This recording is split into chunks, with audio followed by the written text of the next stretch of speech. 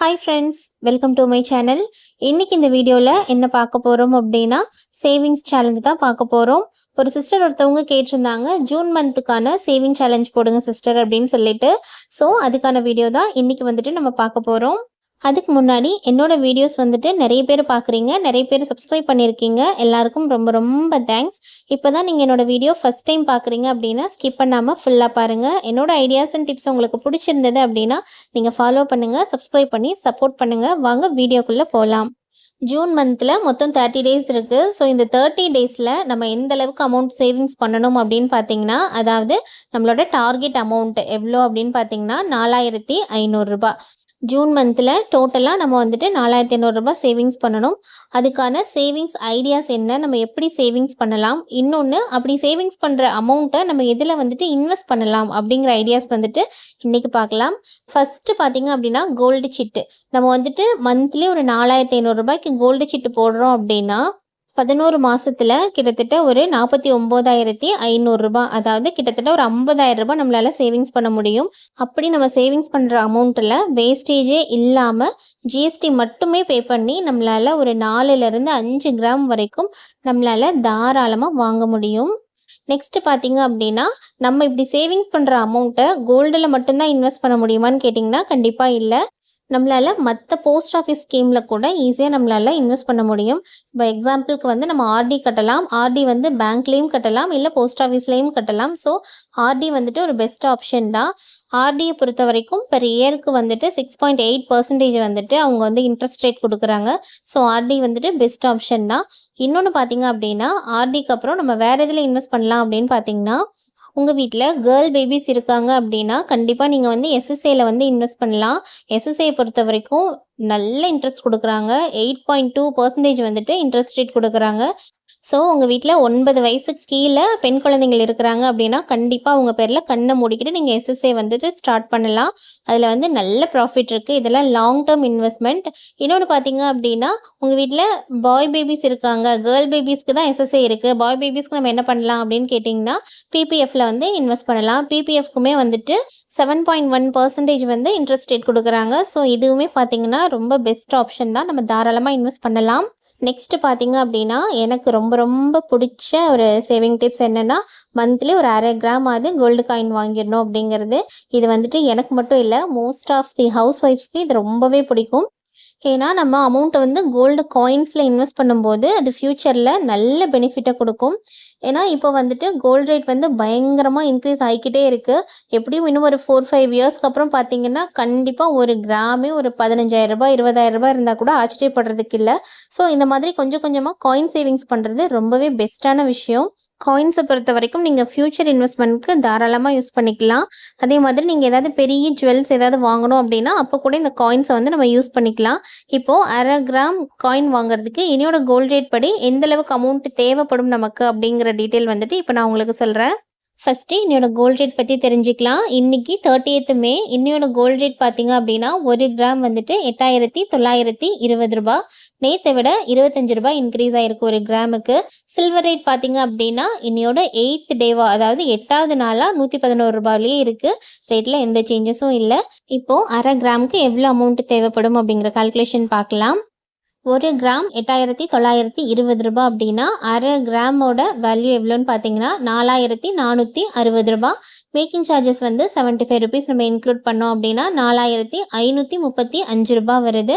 அது கூட ஜிஎஸ்டி 3% நம்ம ஆட் பண்ணோம் அப்படின்னா ஜிஎஸ்டி அமௌண்ட் வந்துட்டு 136 ரூபாய் வருது. ஸோ டோட்டலாக 4,671 ரூபாய் வருது. ரவுண்ட் ஆஃப் பண்ணி 4,670 ரூபாய் அப்படின்னு எடுத்துக்கலாம். இப்போது நம்ம சேவிங்ஸ் பண்ணக்கூடிய அமௌண்ட் வந்துட்டு 4,500 ரூபாய் தான். ஆனால் இங்கே 170 ரூபாய் அதிகமாக இருக்கு இல்லையா? ஸோ இந்த 170 ரூபாவை நம்ம எப்படி சேவிங்ஸ் பண்ணலான்னு பார்த்தீங்கன்னா 6 ரூபாய், ஒரு நாளைக்கு 6 ரூபாய் நம்ம சேவிங்ஸ் பண்ணோம் அப்படின்னா 30 நாளில் 180 ரூபாய் நம்மளால் சேவிங்ஸ் பண்ண முடியும்.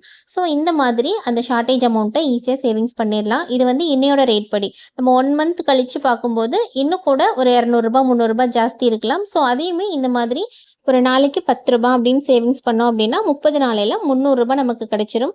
ஸோ நமக்கு 4,500 ரூபாய்க்கு மேலே வரக்கூடிய அமௌண்ட்டை இந்த மாதிரி மெத்தடில் நம்ம ஈஸியாக சேவிங்ஸ் பண்ணிக்கலாம். இப்போது அந்த 4,500 ரூபாய் எப்படி சேவிங்ஸ் பண்ணுறது அப்படின்றதுக்கான சேவிங்ஸ் பிளான் வந்து இப்போ பார்க்கலாம். இப்போது நம்மளோட டார்கெட் அமௌண்ட் எவ்வளோ அப்படின்னு பார்த்தீங்கன்னா 4500 ரூபா. எவ்வளோ நாளைக்குள்ளே சேவிங்ஸ் பண்ணணும்னு பார்த்தீங்கன்னா 30 நாளைக்குள்ளே சேவிங்ஸ் பண்ணணும். ஸோ நம்ம டெய்லி எவ்வளோ அமௌண்ட் சேவிங்ஸ் பண்ணணும்னு பார்த்தீங்க அப்படின்னா ஒரு நாளைக்கு 150 ரூபா நம்ம சேவிங்ஸ் பண்ணோம் அப்படின்னா 30 நாளையில் 4500 ரூபா நம்மளால் ஈஸியாக வந்துட்டு சேவிங்ஸ் பண்ணிட முடியும். ஆனால் இந்த 150 ரூபாவை எப்படி சேவிங்ஸ் பண்ணுறது சிஸ்டர் அப்படின்னு சொல்லிட்டு நிறைய பேர் கேட்குறீங்க.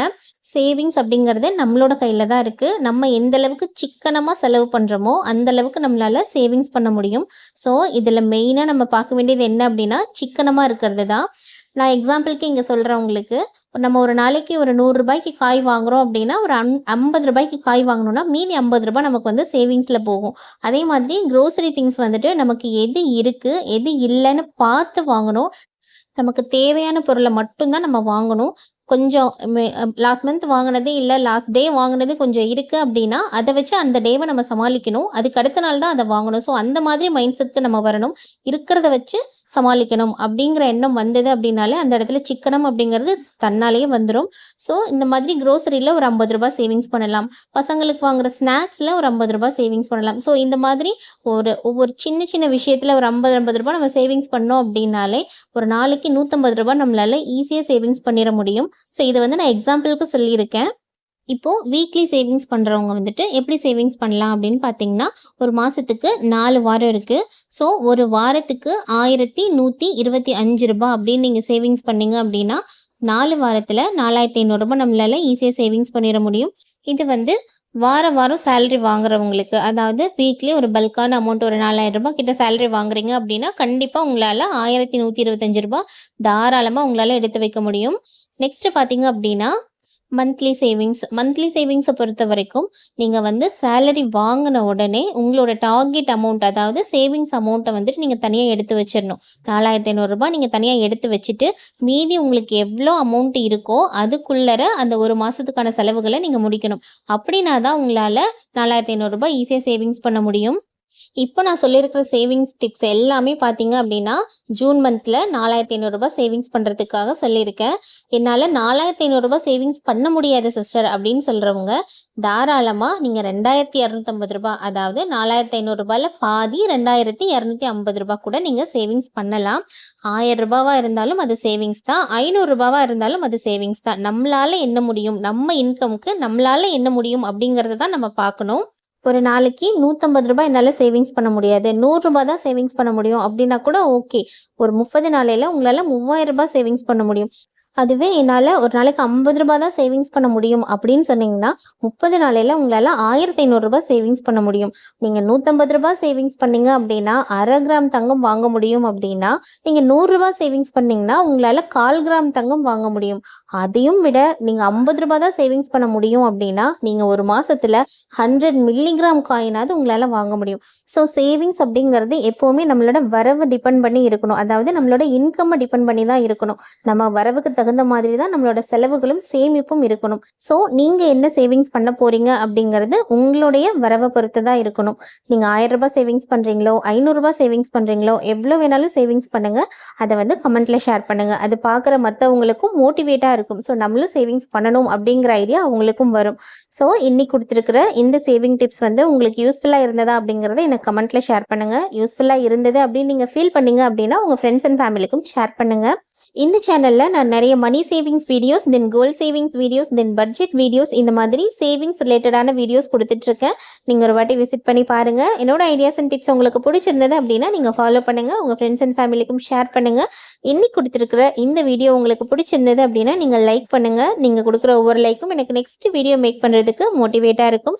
ஸோ வீடியோ பிடிச்சிருந்தது அப்படின்னா லைக் பண்ணுங்கள், ஷேர் பண்ணுங்கள், கமெண்ட் பண்ணுங்கள், சப்ஸ்கிரைப் பண்ணி சப்போர்ட் பண்ணுங்கள். தேங்க்ஸ் ஃபார் வாட்சிங்.